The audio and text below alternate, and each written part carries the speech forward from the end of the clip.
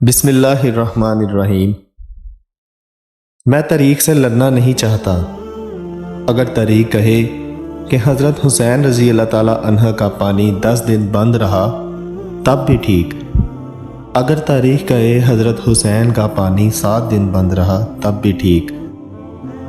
لیکن تاریخ کو چھیڑنے کی بجائے تاریخ کا مطالعہ کرتا ہوں تو مجھے نظر آتا ہے کہ اسلام کی تاریخ میں صرف حضرت حسین رضی اللہ تعالیٰ عنہ کی شہادت مظلومانہ اور دردناک نہیں، بلکہ اگر ہم 10 محرم کی طرف جاتے ہوئے راستے میں 18 ذی الحج کی تاریخ پڑھیں تو ایک ایسی شہادت دکھائی دیتی ہے جس میں شہید ہونے والے کا نام حضرت عثمان غنی رضی اللہ تعالیٰ عنہ ہے۔ جی ہاں، یہ وہی عثمان ہے جنہیں ہم ذوالنورین کہتے ہیں۔ یہ وہی عثمان ہے جسے ہم دماد مصطفیٰ صلی اللہ علیہ وآلہ وسلم کہتے ہیں۔ یہ وہی عثمان ہے جسے ہم ناشر قرآن کہتے ہیں۔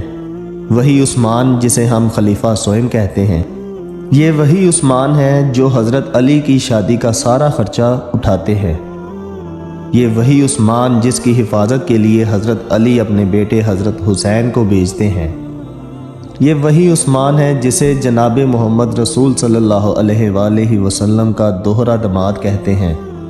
خیر، یہ باتیں تو آپ کو علماء حضرات بتاتے رہتے ہیں، کیونکہ حضرت عثمان کی شان تو بیان کی جاتی ہے، حضرت عثمان کی سیرت تو بیان کی جاتی ہے، حضرت عثمان کی شرم و حیا کے تذکرے تو کیے جاتے ہیں، ان کے قبل از اسلام اور بعد از اسلام کے واقعات تو سنائے جاتے ہیں، لیکن بدقسمتی سے یہ ان کی مظلومیت کو بیان نہیں کیا جاتا، ان کے دردناک شہادت کے قصے کو عوام کے سامنے نہیں لایا جاتا۔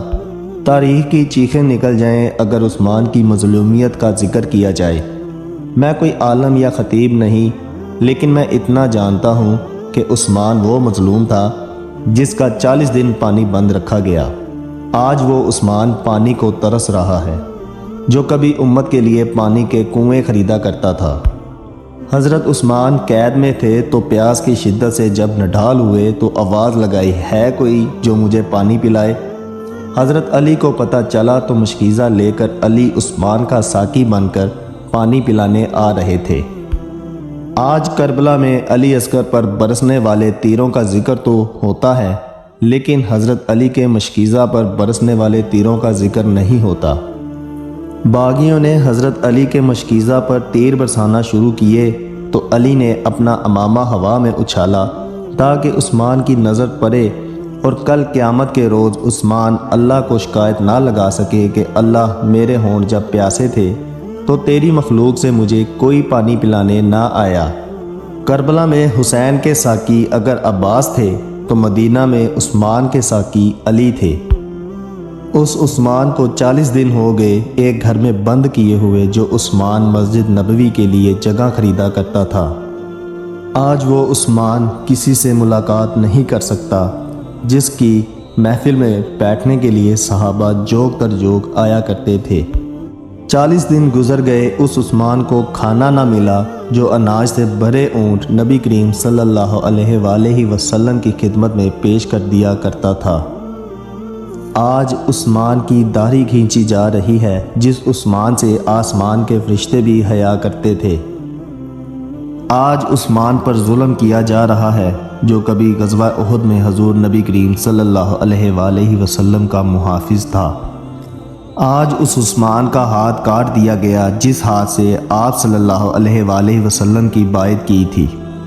عثمان، میں نکتہ دان نہیں، میں عالم نہیں جو تیرے شہادت کو بیان کروں اور دل پھٹ جائیں، آنکھیں نم ہو جائیں۔ آج عثمان کے جسم پر برچھی مار کر لہو لہان کر دیا گیا۔ جس عثمان نے بیماری کی حالت میں بھی بغیر کپڑوں کے کبھی غسل نہ کیا تھا، آج آپ صلی اللہ علیہ وآلہ وسلم کی 2 بیٹیوں کے شوہر کو ٹھوکریں ماری جا رہی ہیں۔ 18 ذی الحج 35 ہجری ہے، جمعہ کا دن ہے۔ حضرت عثمان رضی اللہ تعالی عنہ روزے کی حالت میں ہیں، باغی دیوار پھلانگ کر آتے ہیں اور حضرت عثمان رضی اللہ تعالی عنہ کی داڑھی کھینچتے ہیں۔ ایک باغی لوہے کا آہنی ہتھیار سر پر مارتا ہے، ایک تلوار نکالتا ہے، حضرت عثمان کا ہاتھ کاٹ دیتا ہے۔ وہی ہاتھ جس ہاتھ سے آپ کی بیعت کی تھی۔ قرآن سامنے پڑا تھا، خون قرآن پر گرتا ہے تو قرآن بھی عثمان کی شہادت کا گواہ بن جاتا ہے۔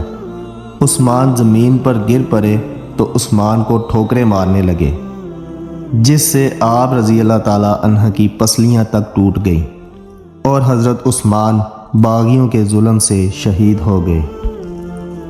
اسلام وہ شجر نہیں جس نے پانی سے غذا پائی، دیا خون صحابہ نے پھر اس میں بہار آئی۔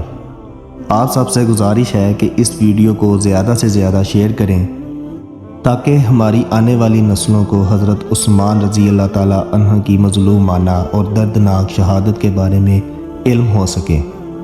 ویڈیو کو شیئر کریں، ویڈیو کو لائک کریں اور بیل آئیکن کے بٹن کو دبائیں تاکہ میری ہر آنے والی ویڈیو آپ تک پہنچ سکے، اور چینل کو ضرور سبسکرائب کیجیے۔ خدا حافظ۔